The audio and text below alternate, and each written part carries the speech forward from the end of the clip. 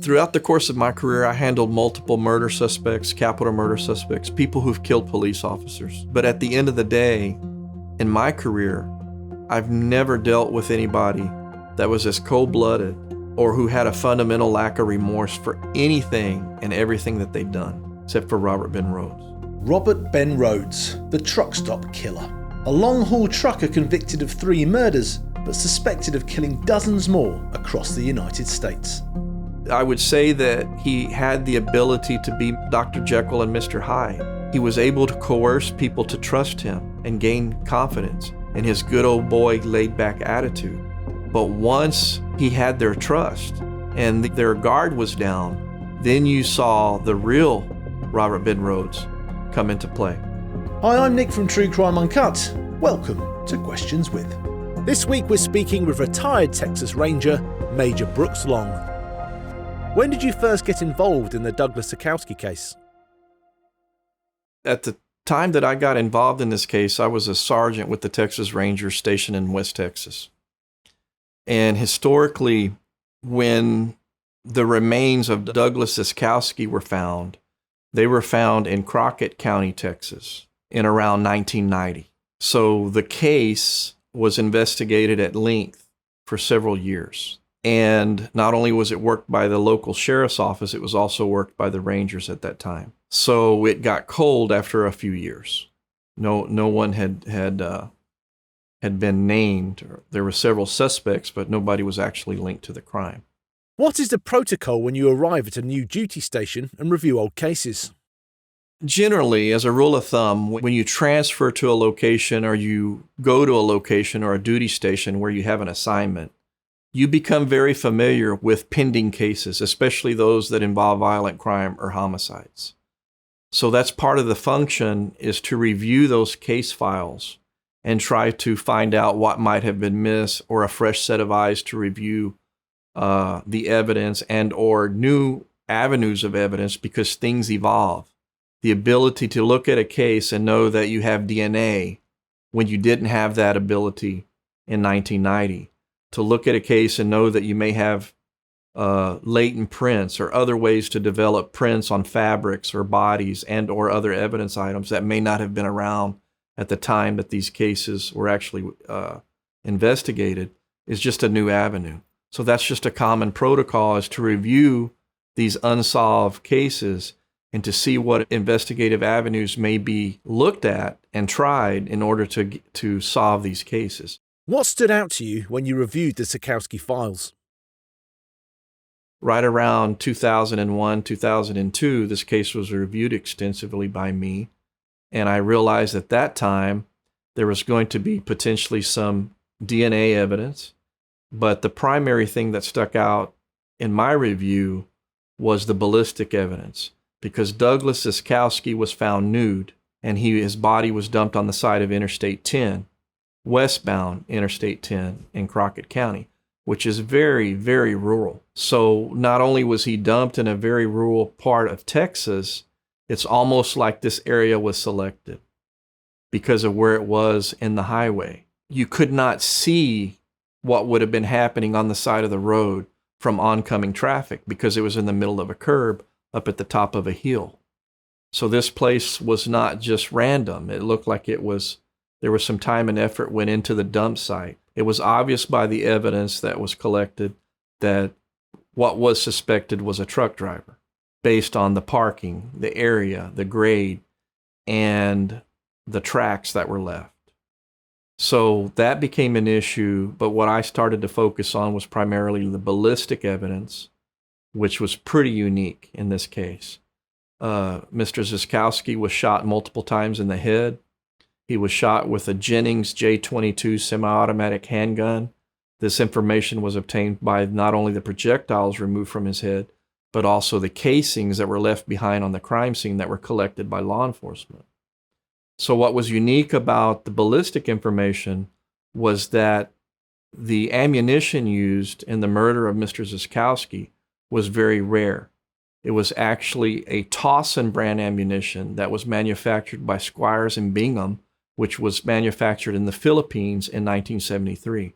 So that particular ammunition had not been manufactured or sold after 1973. So that was the main thing to focus on. And then obviously, who may have done this. So all this information was reviewed. We knew through the file, I knew through the file after researching it, that he was traveling with his partner and or wife, Patricia Candace Walsh. They were both from Seattle, Washington.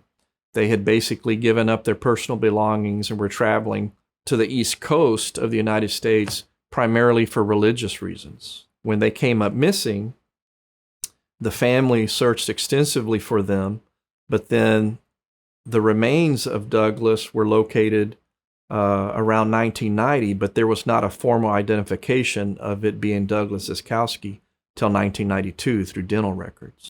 How and when did Rhoades become a suspect? So there wasn't much to go on. There was no witnesses. There was lots of suspects, but at the end of the day, nothing was linked and nothing was formally done. There was a unique item that I did locate that came back and came to fruition as I reviewed the file. So what had happened in those records is that Robert Ben Rhoades, after he was identified as being a suspect in the kidnap and murder of Regina Kay Walters, law enforcement became aware that he might be a suspect in that case. But looking through the records, the reason he was eliminated at that time was simply because the ammunition that was seized from Robert Ben Rhoades at the time of his arrest relating to the Regina Kay Walters murder was marketed under the name of Armscor. So when the ranger working the case at the time in the early 90s reached out to their sister law enforcement agency in Houston about what was contained in the Rhoades evidence, what was told to them verbally and in writing was it was Armscor ammunition, not Tossin.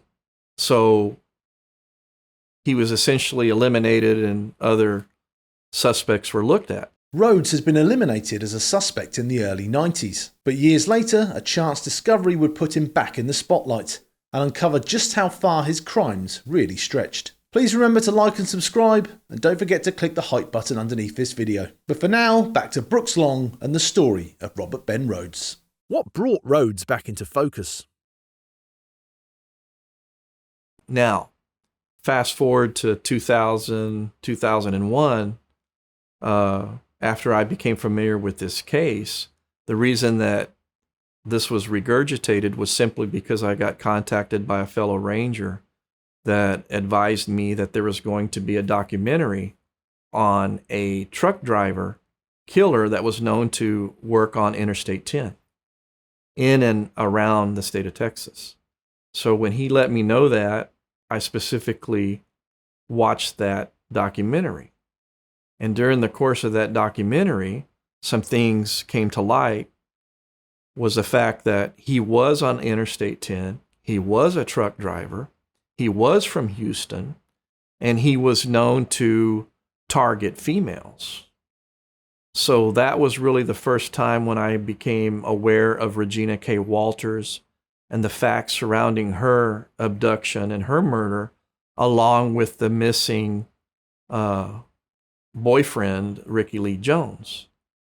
So after seeing that documentary, I made notes to myself, and I started contacting the authorities in Arizona relating to the arrest of Robert Ben Rhoades. And what was advised then was essentially that all the evidence from the Robert Ben Rhoades case, where he was arrested in Gilbert, Arizona, and items from his truck had been seized and kept as evidence, had been forwarded to the FBI in Houston.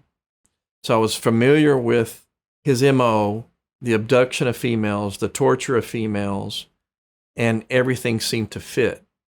However, what really got my focus on him as a suspect was the fact that when I communicated with FBI in Houston, with Special Agent Jack Webb, who at that case had inherited the case and was in charge of the evidence, is that they still had the Rhoades evidence in their care, custody, and control.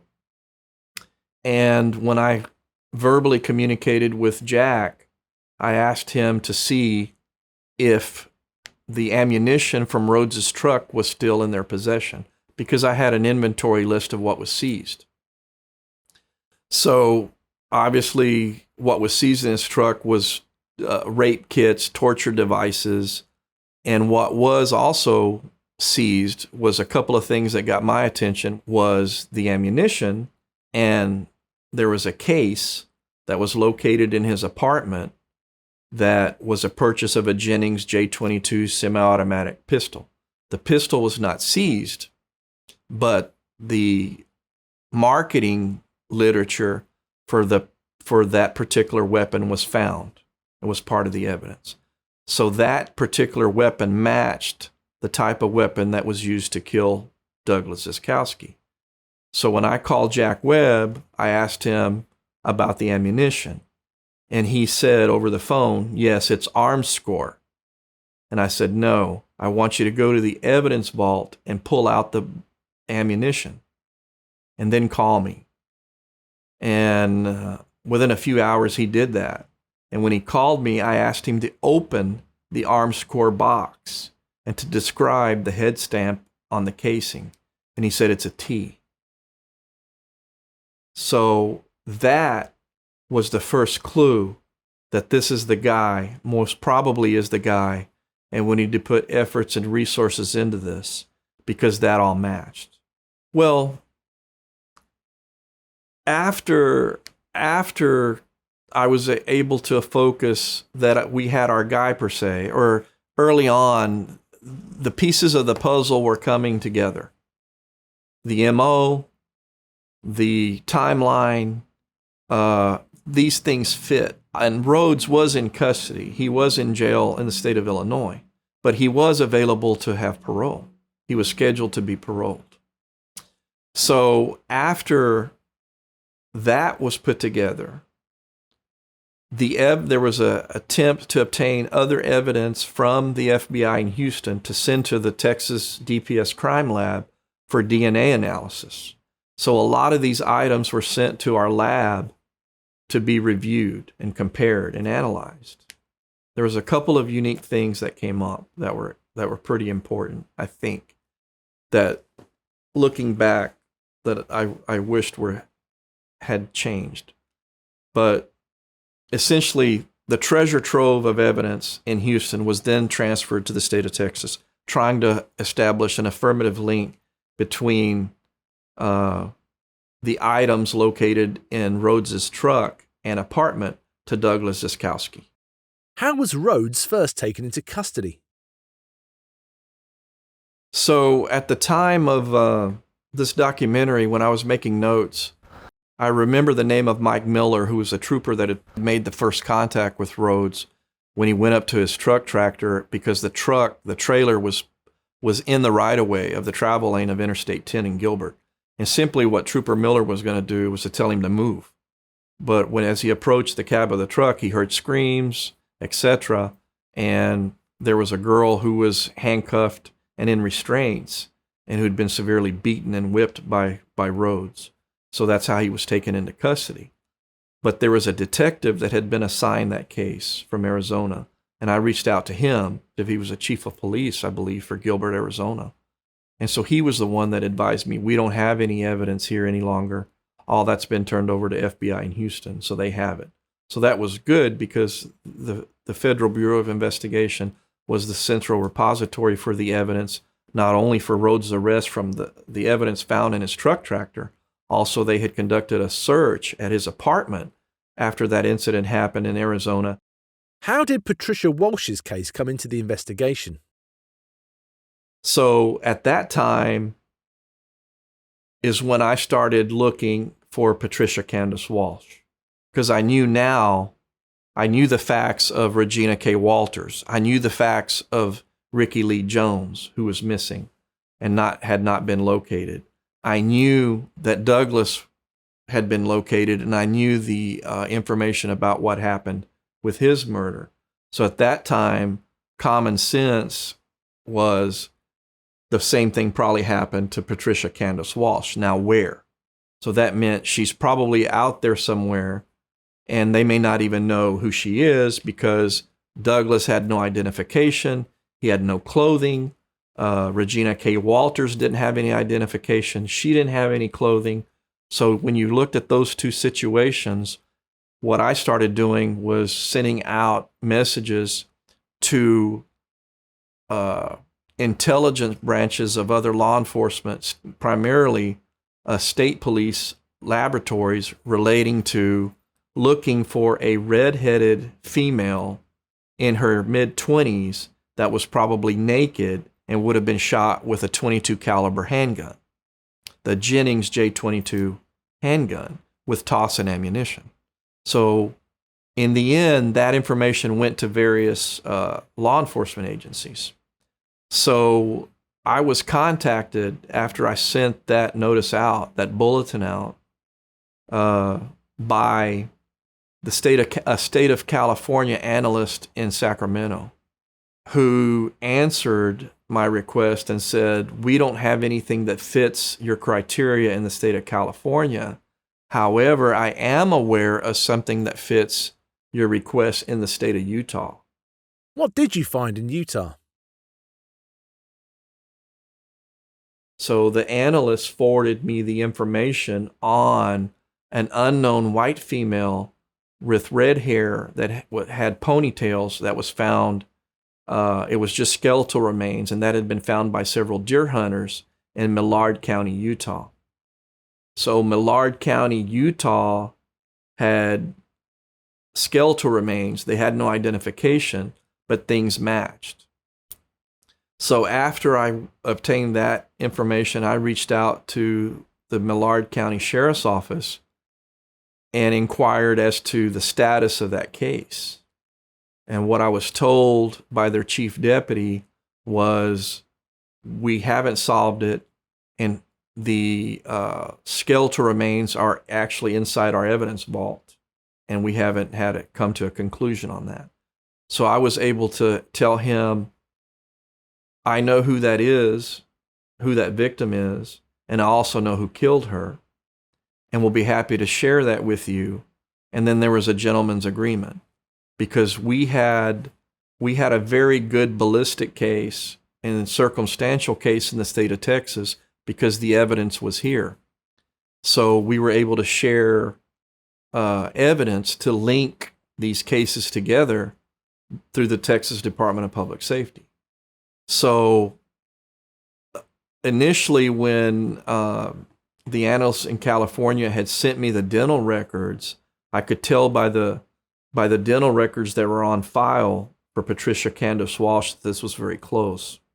And so eventually, the dental records that we had on file from Patricia Candace Walsh were forwarded to Millard County, Utah, and a comparison was done on dental records, and there was a match.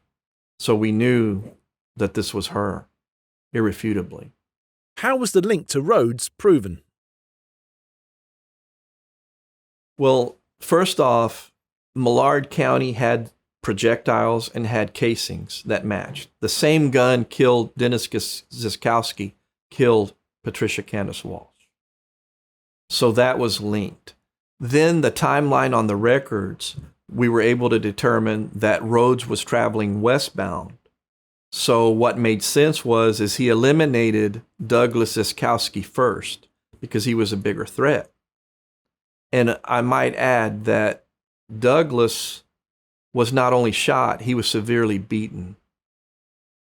And so that fact, along with the timeline, established that the killer got rid of the male first and then kept the female in his care, custody, and control for several states over several weeks. Well, eventually, there was more analysis of evidence. Now we had Patricia Candace Walsh's remains.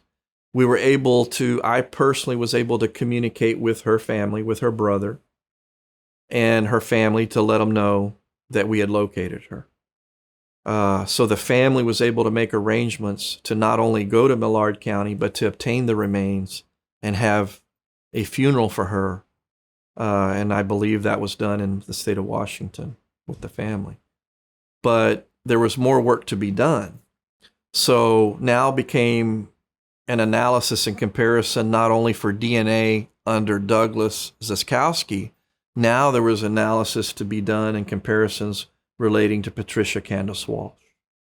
And what had happened on that is eventually there was a match that was located on a white towel that was seized from Robert Ben Rhoades' truck that was matched to the DNA of Patricia Candace Walsh. What was it like meeting Rhoades to collect his DNA? So what ended up happening, he was serving a life sentence, not life, he was up for parole in the state of Illinois. So by then I had communicated with Mike Sheely with the Illinois State Police that had worked on the Regina Walters case. And I also talked to Agent Lee, who had retired and was in working for a corporation in Houston. So I was able to get some information from them. But in the end, we had to obtain Rhoades' DNA. And I want to go back to some of the disappointments. One of the main disappointments that I found out was that Robert Ben Rhoades, despite being a convicted felon and murderer and a rapist in the state of Illinois, his DNA was not in the national database. So essentially what you had was a murderer, a convicted murderer and killer, whose DNA was not on file. Well, I had to get a sample of his DNA. So essentially we got a search warrant for his DNA. And so that required a face-to-face meeting in the state of Illinois at the penitentiary there. And needless to say, he was very curious, he was very argumentative, very demeaning, and extremely violent. And of course, his curiosity was, who are you and why are you here? And a handful of expletives as well to go with that. But in the end, he was simply told, this is who I am, and I'm here to get your DNA, and we're going to compare it to current cases. And he was curious as to who the victims were. So at that time, he didn't want to cooperate, and he was essentially told that the folks from the prison were there with me to hold him down as we were going to extract his DNA by force if need be. And essentially after that, he decided to cooperate, and we obtained his samples through a search warrant. So then his DNA was able to be analyzed and compared, and also placed into the database, but only in the state of Texas after he was convicted. Now it's national. I think that it slowed some things down because I thought there was going to be other cases out there where his body fluids would be on some of these victims. However, there hasn't been anything that came back like that. So that's really not what happened. Everybody thought that all these cases were going to be unraveled because of DNA, and that's not what happened. So I think the biggest issue with that is that when you look at his MO and you look at what he did, is there was no clothing, there was no victim's clothing. They were put out and they were dumped in very rural areas, and most DNA degrades. Semen and blood, suspect semen and suspect blood are going to degrade after a point of time, and there just wasn't nothing to go on. What about Ricky Lee Jones? Yes, I think that one of the sad parts, of course, this is all sad. There's really no winners here. But at the end of the day, the good thing is that Rhoades was in custody, and his conviction and his identification on the abduction and murders of Douglas Zyskowski and Patricia Walsh ensured that he would not be paroled from the state of Illinois. And his convictions in the state of Texas ensured that he would leave prison in a coffin himself. So with that, after the work had been done to identify who the killer was relating to Douglas Zyskowski and Patricia Walsh, then there was resources put into myself in trying to locate Ricky Lee Jones. because as I reviewed the file and reached out to officers and witnesses in that case, it was obvious that he had never been located. His remains had never been found. And now that we had certain pieces of the puzzle, we knew what happened to Regina, we knew what happened to Douglas, we knew what happened to Patricia. So there was a search, per se, done for these remains of Ricky Lee Jones. And during that time frame, it was confirmed, just like how we looked for Patricia Candace Walsh, the same type of effort was put into other states, now Midwest and the eastern part of the United States, because of Robert Ben Rhoades' timeline. So effectively, as these bulletins were sent out, there was no response. We didn't get anything back from these agencies. But as I, on my own, started searching unsolved homicides and looking at various databases online, I essentially came across a young white male's remains that were found in Mississippi. And he had not been identified, and he'd been shot in the head, and it was with a Jennings J22 semi-automatic pistol. So again, that information didn't come from law enforcement. It comes simply through online open source materials that were there through the DOE network, DOE network. And they had highlighted that case back in the 90s. And as I found that on the internet, I then reached out to law enforcement, and it was unfortunate because we were able to obtain some teeth from the remains in Mississippi, and we were able to obtain samples, biological samples from Ricky Lee Jones' biological mother, and those were compared and they were matched. So we knew that we'd located Ricky Lee Jones. The bad part about that was that the remains could not all be located, the investigative files could not be located, and the evidence could not be located simply because of misplacement and floods. So Robert Ben Rhoades has never stood trial for the abduction and murder of Ricky Lee Jones, simply because there was a lack of evidence. What are your final impressions of Robert Ben Rhoades? Throughout the course of my career, I handled multiple murder suspects, capital murder suspects, people who've killed police officers, and other serial killers. But at the end of the day, in my career, I've never dealt with anybody that was as cold-blooded or who had a fundamental lack of remorse for anything and everything that they'd done, except for Robert Ben Rhoades. And mind you, when I came into contact with him at the state prison in Illinois, was probably 2 decades after he'd been convicted. And there was no remorse. There was curiosity as to where is this coming from and who are you and why are you here? But there was never any remorse from Robert Ben Rhoades on anything that he'd ever done. And I doubt that he's remorseful today on anything except that he got caught. There's been similarities in other cases where these individuals will have a certain degree of these items, what you might call a rape kit, torture kit, things of that nature, but nothing as extensive as what he had. Mind you that you're talking about an individual that would whip, with a horse whip, would whip his victims thousands of times. We're talking about an individual that would make his victims drink their urine. And he pleasured himself in that.